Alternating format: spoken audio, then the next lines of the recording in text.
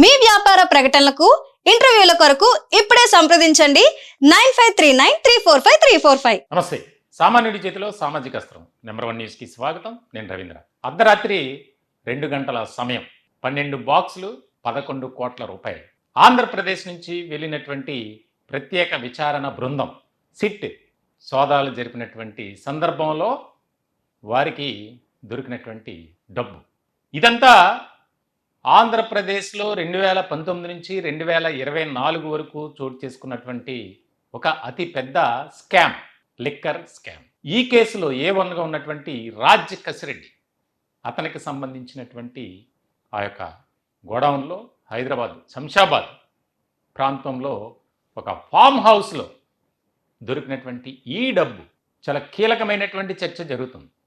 2024 జూన్లో అక్కడ డిప్లాయ్ చేసినటువంటి ఆ కోట్లాది రూపాయలు అసలు ఎక్కడి నుంచి తీసుకొచ్చారు, ఎవరు తీసుకొచ్చారు, ఎలా తీసుకొచ్చారు అనే దాని మీద సిట్ విచారణ చేస్తుంది.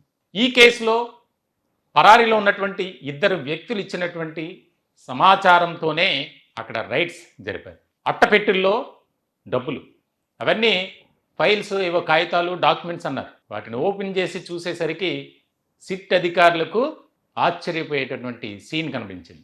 ప్రతి అట్టపెట్టిలో డబ్బు 11 కోట్ల రూపాయలు ప్రజాధనం. అంటే లిక్కర్ బిజినెస్ ఆంధ్రప్రదేశ్ రాష్ట్రానికి ఒక ఆదాయ వనరుగా ఉన్నటువంటి డిపార్ట్మెంట్ ఎక్సైజ్ డిపార్ట్మెంట్. ఒక ఆంధ్రప్రదేశ్కే కాదు, ఏ రాష్ట్రానికైనా ఎక్కువ స్థాయిలో ఆదాయ వనరుగా ఉండేటువంటి department excise and enforcement department. ఆ డిపార్ట్మెంట్కి సంబంధించి ఏదైతే వైఎస్ఆర్సీపీ అధికారంలో ఉన్నప్పుడు 2019 నుంచి 2024 వరకు అడ్డంగా దోచేసుకున్నారు. ఒక నియమ నిబంధనలను కూడా పాటించాల. డిజిటల్ పేమెంట్స్ అని దేశవ్యాప్తంగా ఒక ప్రచారాన్ని ప్రధాని మోదీ హోరెత్తించారు. ప్రతి రాష్ట్రం దాన్ని ఫాలో అవుతుంది, కానీ ఆంధ్రప్రదేశ్లో మాత్రమే అది ఫాలో కాల 2019 నుంచి 2024 వరకు. ఎందుకనంటే ప్రతిదీ లెక్క ఉంటుంది డిజిటల్ అయితే.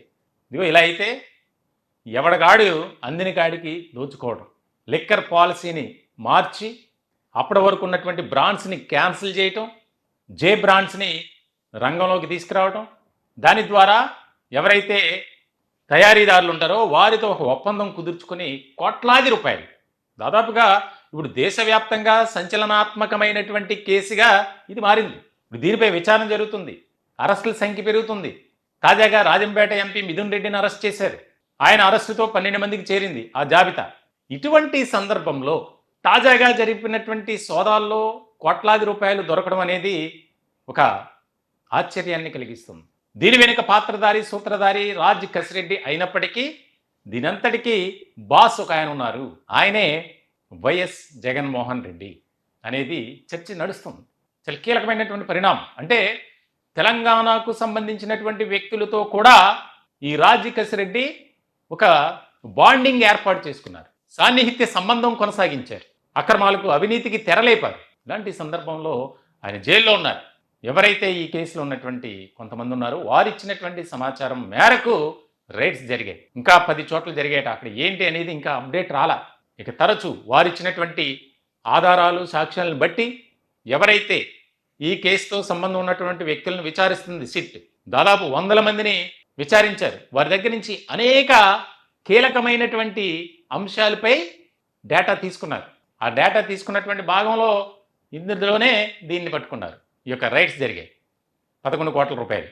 చాలా కీలకమైనటువంటి పరిణామం, చాలా కీలకమైనటువంటి అంశంగా దీన్ని మనం చూడాలి. రాష్ట్ర వ్యాప్తంగా పెను సంచలనం, దేశవ్యాప్తంగా ఒక చర్చ జరుగుతుంది. ఇప్పటి వరకు ఏ రాష్ట్రంలో చోటు చేసుకోని విధంగా ఈ లిక్కర్ స్కామ్ అనేది ఉంది. అంటే అధికారం ఉంది కదా అని అడ్డగోలుగా అక్రమాలకు పాల్పడినటువంటి ఘనత ఈ వైఎస్ఆర్సీపీకే దక్కుతుంది అనడంలో ఎలాంటి సందేహం లేదు. దీనికి సంబంధించి మరికొన్ని అరెస్టులు చాలా స్పీడప్ చేసింది సిట్. అలాగే ఈడీ కూడా ఎంట్రీ ఇచ్చింది. దానికి సంబంధించి ఒక నివేదిక తీసుకుంది సిట్ దగ్గర నుంచి. ఎందుకంటే ఎన్ఫోర్స్మెంట్ డైరెక్టరేట్ ఎంట్రీ ఇచ్చిందంటే దానికి సంబంధించి prevention of money laundering act PMLA నమోదు చేశారు. దానికి సంబంధించి ఎక్కడెక్కడ అమౌంట్స్ అనేది చేతులు మారాయి, ఎవరి ద్వారా ఎవరికి వెళ్ళాయి, దీని మూలాలు దుబాయ్లో కూడా ఉన్నాయి. దీని మూలాలు ఫోన్ ట్యాపింగ్ కేసుతో అనుబంధంగా ఉంది. సో చాలా కీలకమైనటువంటి పరిణామంగా ఉంది. కేంద్రం కూడా చాలా సీరియస్‌గా తీసుకుంది. ఎందుకనంటే ఒక రాష్ట్రానికి సంబంధించినటువంటి ఖజానాకు తీవ్రమైనటువంటి స్థాయిలో గండి కొట్టినటువంటి గత ప్రభుత్వంలో ఉన్నటువంటి పెద్దల భరతం పట్టాలి. దానికి సంబంధించి ప్రతీదీ కూడా క్షుణ్ణంగా పరిశీలించి, విచారించి, సమగ్రమైనటువంటి దర్యాప్తు చేసిన తర్వాత వారిపై చర్యలు తీసుకుంటారు. భవిష్యత్ కాలంలో మరికొద్ది రోజుల్లోనే చాలా కీలకమైనటువంటి పరిణామాలు ఉంటాయి. ఎందుకనంటే ఇటువంటి రైడ్స్ ఇంకా జరుగుతాయి. ఆయన జైల్లో ఉన్నాడు. అలా అని చెప్పి ఎక్కడైతే అమౌంట్ని దాచారో దానికి సంబంధించి కొంతమంది ఇచ్చినటువంటి ఆధారాలను బట్టి, స్టేట్మెంట్ని బట్టి రైడ్స్ జరుగుతున్నాయి. తాజాగా భారతీ సిమెంట్స్ ప్రధాన కార్యాలయంలో సోదాలు జరిగాయి.